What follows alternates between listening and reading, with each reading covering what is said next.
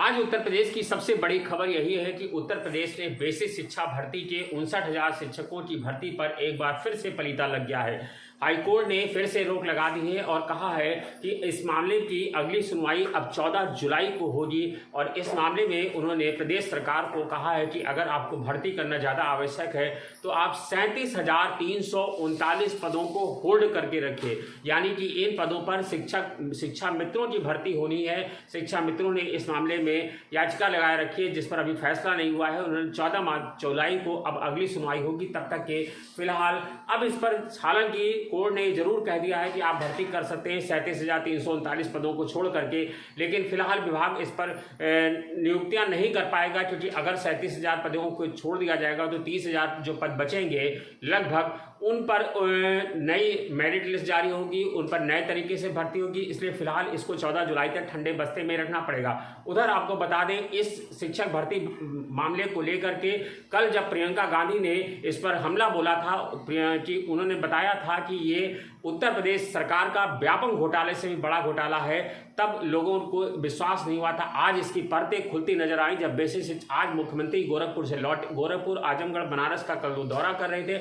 आज जब लौटे तो मुख्यमंत्री ने आनंद फानंद में बेसिक शिक्षा मंत्रालय के साथ बैठक के बाद बेसिक शिक्षा विभाग के मंत्री सतीश द्विवेदी, प्रमुख सचिव रेणुका जायसवाल और उनके साथ साथ अपर प्रमुख सचिव गृह निदेशक सूचना शिशिर कुमार, तमाम सारे लोगों ने प्रेस कॉन्फ्रेंस की। प्रेस कॉन्फ्रेंस में जमकर हो हल्ला हुआ। प्रेस कॉन्फ्रेंस में सतीश द्विवेदी को सफाई देते नहीं बन रहा था, पत्रकारों के सवालों का जवाब वो नहीं दे पा रहे। जब हम लोगों ने उनसे पूछा कि जब आपको पता चल गया था, जब राहुल नाम के एक व्यक्ति ने शिकायत की थी 15 मार्च को, मई में शिकायत की थी, मई में उसने शिकायत की थी कि इस मामले में उससे एक लोगों ने के एल पटेल ने फ़ोन करके उससे कहा कि अगर तुमको पास होना है तो मैं तुम्हें पास करा सकता हूं। उसके लिए उसने पैसे की मांग की थी। उन्होंने कहा कि लॉकडाउन चल रहा था इसलिए हम लोगों ने इसकी मांग नहीं की और इस मामले की जांच करने का कोई मतलब नहीं था, क्योंकि तब तक उत्तर प्रदेश सरकार ये बेसिक शिक्षा विभाग की सारी पदों की सारी कार्रवाई पूरी हो चुकी थी, सिर्फ रिजल्ट घोषित नहीं हुआ था, जबकि रिजल्ट बन चुका था। ऐसे में शिकायत करके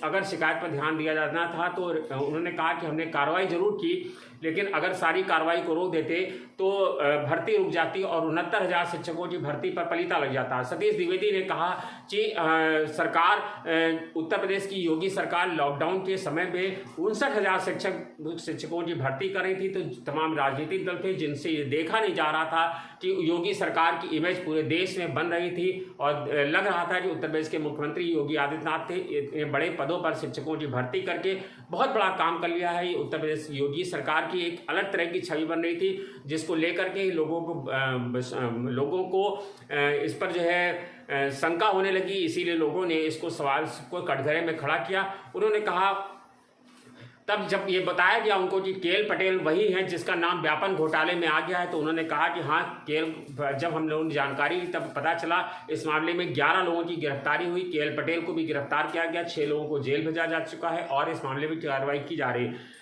उधर आपको बता दें, मुख्यमंत्री ने आज इस बेसिक शिक्षा विभाग के 59,000 शिक्षकों की भर्ती की सारे मामले की जांच एसटीएफ को सौंप दी है। ये उत्तर प्रदेश की आज की सबसे बड़ी खबर है, देश की बड़ी खबर है कि उत्तर प्रदेश में 59,000 शिक्षकों की भर्ती की जांच एसटीएफ को सौंप दी गई है। अब एसटीएफ जांच करेगी। इस आपको मालूम होगा कि जो लोगों ने इस पर आरोप लगाया था कि इसने पैसों को लेकर के हेराफेरी की, पैसों को दे करके हेराफेरी कराई गई है। जिस राहुल नाम के व्यक्ति ने पैसा दे करके कहा था कि उसकी जो उसने शिकायत की थी कि उससे पैसे मांगे गए हैं और आपको बता दें कि उसकी कट ऑफ जो है 142 आई, उसको जो है और आपको बता दें कि जब जानकारी हुई तो प्रदेश सरकार ने बताया, जो आज बताया, उन्होंने कहा प्रयागराज में पंचम लाल आदर्श विद्यालय है, वहीं पर ये के एल पटेल का गिरोह था, वो पूरा काम करता था और लोगों को पैसा लेकर के पास कराता था। ये अब इस मामले की जांच की जा रही है। अगर जांच होगी तो अगर जिन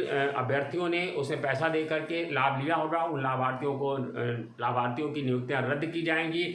यही नहीं, उन्होंने कहा कि परीक्षा केंद्र को भी डिबार किया जाएगा। लेकिन सवाल ये नहीं है कि परीक्षा केंद्र को डिबार कर दिया जाए, परीक्षा केंद्र की भर्ती रोक दी जाए। सवाल यह है कि जब उत्तर प्रदेश सरकार को पता चल गया था कि राहुल नाम के व्यक्ति ने शिकायत की है कि इस मामले में हेराफेरी हो रही है। आपको बता दें, अमिताभ ठाकुर उत्तर प्रदेश सरकार के IPS अफसर हैं उन्होंने भी अपनी फेसबुक पर तमाम इस तरह के लेकर के सवाल उठाए थे कि उत्तर प्रदेश सरकार जो 59,000 शिक्षकों की भर्ती कर रही है उसमें बड़े पैमाने पर घोटाले हुए हैं।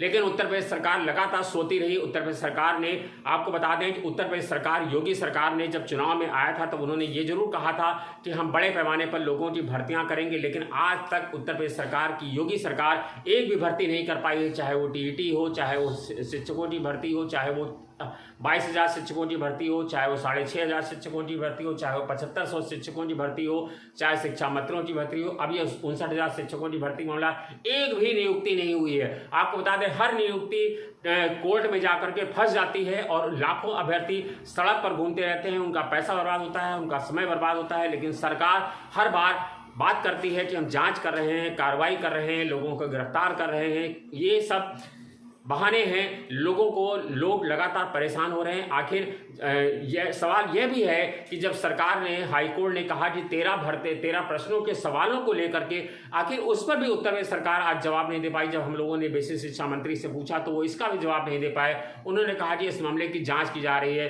13 प्रश्नों के सवाल दिए गए, जिन जवानों को आयोग ने सही माना उसका बेसिक शिक्षा विभाग उत्तर कुछ और बता रहा है, जांच एजेंसियां उसका उत्तर कुछ और बता रही हैं, जबकि अभ्यर्थियों ने जो आंसर शीट भरी है उसमें कुछ और है। यानी 13 प्रश्न पहले ही विवादों में थे।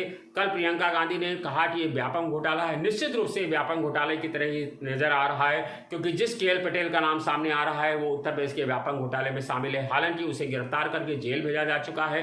अब इस मामले की जांच एसटीएफ को सौंप दी गई है। उत्तर प्रदेश में ये मामला अब 59,000 शिक्षकों की भर्ती पर फिलहाल ग्रहण तो लगता दिख ही रहा है। जिस तरह से आनन फानन में योगी सरकार लॉकडाउन के समय पर सुप्रीम कोर्ट के आदेश, हाईकोर्ट सुप्रीम कोर्ट के आदेशों के बाद आनन फानन में इसको जिस तरह से तेजी दिखा रही थी, भर्ती करके नियुक्ति पत्र जारी करने की, एक तरफ राहुल शिकायत कर रहा था, लेकिन उसकी शिकायत को दरकिनार करके आनन फानन में 3 दिन के अंदर ही काउंसलिंग शुरू कर दी गई। काउंसलिंग शुरू करके नियुक्ति पत्र भी जारी किए जाने थे, लेकिन वो तो को हाईकोर्ट का भला हो कि हाईकोर्ट ने उस पर रोक लगा दी। अब जब हाईकोर्ट से रोक लग गई है तब अब हाईकोर्ट इस मामले में सुनवाई कर रहा है। हालांकि उत्तर प्रदेश सरकार ने कहा कि आज जो फैसला आया है उस पर हमको नहीं सुना गया है, हम इस मामले में रिट डालेंगे कि हमको सुने बिना फैसला न दिया जाए। जो 37,339 पदों को होल्ड करने का मामला है, इसके साथ साथ बेसिक शिक्षा मंत्री सतीश द्विवेदी ने यह भी कहा कि हमने जो हाईकोर्ट ने हमें पहले फैसला दिया था उस पर हम डबल बेंच में गए, हमने अपना पक्ष रखा, उसका फैसला सुरक्षित है। जब फैसला आ जाएगा माननीय कोर्ट के मुताबिक जो फैसला आएगा हम उस नियमों का पालन करेंगे। लेकिन सवाल फिर वही है जहां पे हम शुरू हुए थे। सवाल वही है कि आखिर उत्तर प्रदेश में कोई भी भर्ती अपने मुकाम तक क्यों नहीं पहुंचती है। शिक्षा मित्रों की भर्ती हो, चाहे वो टीचरों की भर्ती हो, चाहे वो टीईटी का मामला हो, तमाम सारी भर्तियां उत्तर प्रदेश में आज जहां चली, चाहे वो ग्राम पंचायत अधिकारियों का पद हो, जिला पंचायत अधिकारियों का पद हो, जिस तरह के भी पदों की नियुक्तियां आज तक निकली, सब या तो जांच के घेरे में है, या विवादों के घेरे में है, या वो कोर्ट के कोर्ट के निर्णयों की फाइल में अटकी पड़ी हुई हैं।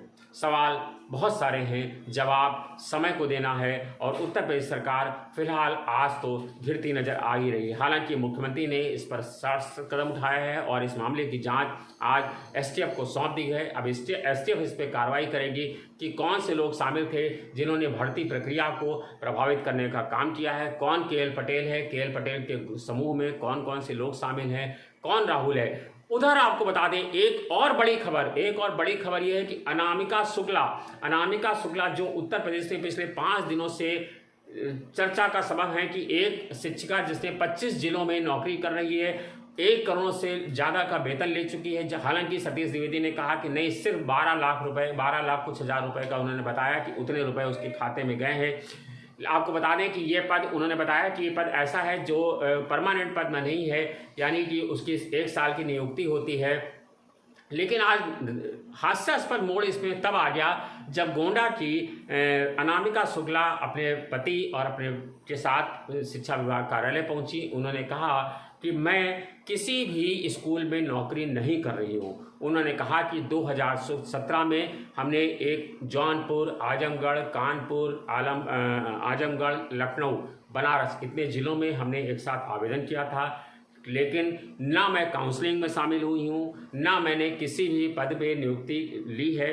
वो कह रही, उनका कहना है कि वो आज भी बेरोज़गार हैं। उन्होंने कहा कि उन्होंने एफआईआर भी दर्ज कराई है। उन्होंने कहा कि जब हमको अखबारों के माध्यम से पता चला कि 25 जिलों में अनामिका शुक्ला नाम की महिला नौकरी कर रही है और वो 1 करोड़ रुपये से ज़्यादा वेतन ले चुकी है, तब आज मेरी शादी हो चुकी है, मेरे एक लड़का है, एक लड़की है, मेरे पति हैं, मैं गोंडा की रहने वाली हूँ, मैं अपने ससुराल में रहती हूँ, अपने पति के साथ आई हूँ। उन्होंने कहा कि मैं आज भी बेरोजगार हूँ, मेरे कागजों में हेरा फेरी की गई है, मेरे अभिलेखों के साथ छेड़छाड़ हुई है। उन्होंने कहा कि मेरे अभिलेखों का इस्तेमाल करके 25 जिलों में अलग अलग लोग नौकरी कर रहे हैं, उन सब की धरपकड़ की जाए, उनकी जांच की जाए। अब अनामिका शुक्ला फिलहाल जो असली अनामिका शुक्ला है वह सामने आ गई है। हालांकि उनकी गिरफ्तारी नहीं हुई है, उनसे पूछताछ की जा रही है, क्योंकि फिलहाल जिस तरह से वो सामने आई हैं उसमें दिख रहा है कि उसमें उनकी कोई गलती नहीं है।